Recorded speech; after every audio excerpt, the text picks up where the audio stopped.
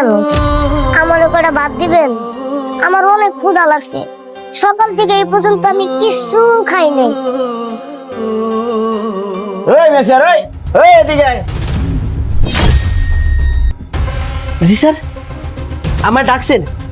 হ্যাঁ তোর ডাকছি। তোকে হোটেলে সব টাকা আমাকে ঢোকে কেমনে? আইসাই খাবার চাই। দেখ এরকম হলে কিন্তু তোকে হোটেল আর খাইতে আসবো না, কইয়া দিলাম। স্যার আপনি শান্ত হন, বিষয়টা আমি দেখতেছি। কি হয়েছে বাবা, তুমি কাজ না করে এভাবে ভিক্ষা করে খাচ্ছ কেন? আর তোমার মা বাবা কই? আসলে আঙ্কেল, আমার মা বাবা কেউ নাই। আমি এতিম, আমি টোকাই, আমি কাগজ টোকায় খাই। তাছাড়া আজকে আমার কোনো ইনকাম হয় নাই, এই জন্য আমি সকাল থেকে কিছু খাইতেও পারি নাই। তাই তো আঙ্কেল আমি কইলাম যে আঙ্কেল আমার করে ভাত দিবেন, কিন্তু আঙ্কেল কি করলো, রাগ হইয়া আপনার ডাইকে আনলো। আঙ্কেল হ্যাঁ তো রাগারাগি করে আমারে ভাত দিলই না। আমার অনেক খিদা লাগছে, আপনি যদি আমারে করে ভাত দিতেন। আহারে, ছেলেটা মনে অনেক বিপদে পড়ছে, আর সকাল থেকে কিচ্ছু খায় নাই। যাই ছেলেটাকে এক প্লেট ভাত খাওয়াই, আর এক প্লেট ভাত খাওয়ালে আমার তো কোনো ক্ষতি হইব না, বরঞ্চ আল্লাহ তাআলা আর খুশি হইব। আচ্ছা ঠিক আছে বাবা, তুমি এখানে বসো, আমি তোমার জন্য খাবার নিয়ে আসতেছি। আচ্ছা ঠিক আছে।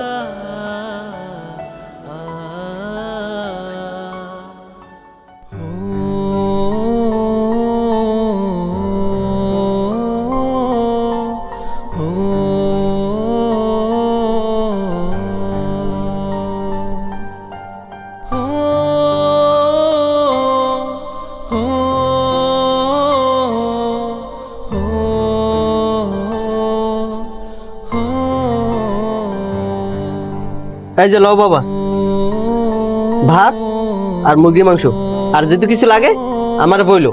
আচ্ছা ঠিক আছে। ঠিক আছে, খাও।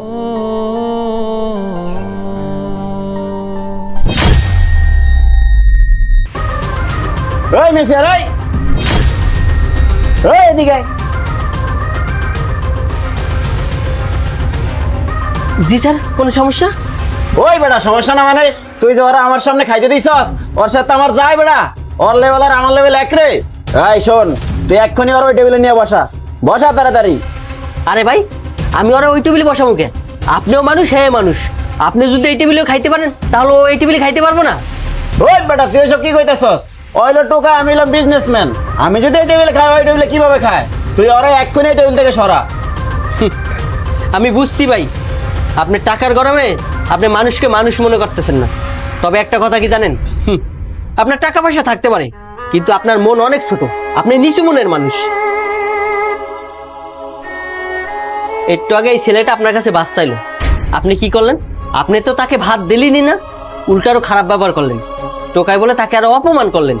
আর আমি মানলাম ও টোকাই, কিন্তু ছেলেটা অনেক বিপদে পড়ছে, আর বিপদে পড়েই আপনার কাছে হাত পাচ্ছে। আর আপনি কি জানেন একটা মানুষ কখন মানুষের কাছে হাত পাতে? যখন সে অনেক বড় বিপদে পড়ে। এমনি এমনি কারোর সামনে হাত পাতে না ভাই।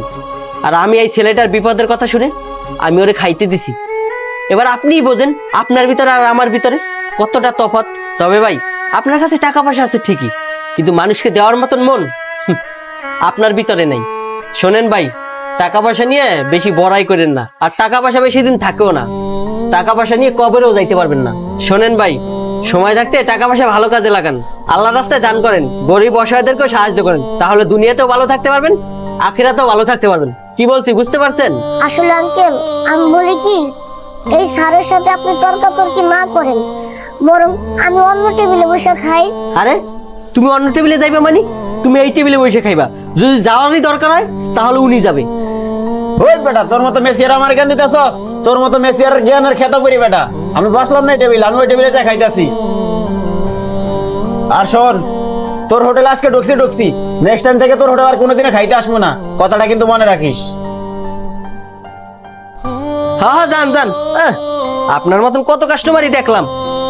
আচ্ছা ঠিক আছে বাবা, তুমি খাও, তোমার কিছু যদি লাগে আমাকে বলবা। ঠিক আছে, তুমি খাও।